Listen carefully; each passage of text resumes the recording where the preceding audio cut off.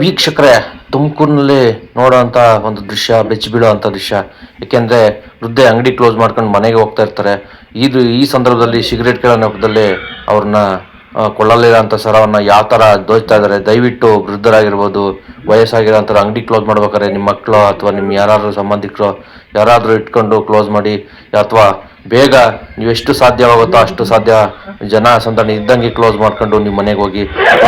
ನೋಡ್ತಾ ಇದ್ದೀರಾ ವಿಷಯ ನೋಡ್ರಿ, ಬಿದ್ದು ಒತ್ತಾದ್ರೂ ಬಿಡ್ತಾ ಇಲ್ಲ. ಎಂಥ ದುಷ್ಕರ್ಮಿಗಳಿರ್ಬೋದು ಲೆಕ್ಕ ಹಾಕ್ರಿ. ನೋಡಿ ಕಿತ್ಕೊಂಡು ಹೋದ್ರು.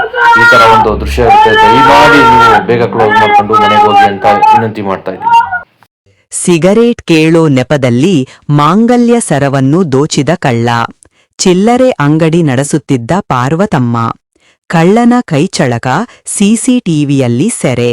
ಸರ ಕಿತ್ತ ತಕ್ಷಣ ನೆಲಕ್ಕೆ ಬಿದ್ದು ಒದ್ದಾಡಿದ ವೃದ್ಧೆ. ಮೈದಾಳದ ಉಮಾ ಪ್ರಗತಿ ಸ್ಕೂಲ್ನ ರಸ್ತೆಯಲ್ಲಿ ಈ ಘಟನೆ ನಡೆದಿದ್ದು. ಕ್ಯಾಸಂದ್ರ ಪೊಲೀಸರು ಪ್ರಕರಣದ ಹಿಂದೆ ಬಿದ್ದಿದ್ದಾರೆ. ವರದಿ ಮಲ್ಲೇಶ್ ಗೌಡ, ಶಿರಾ.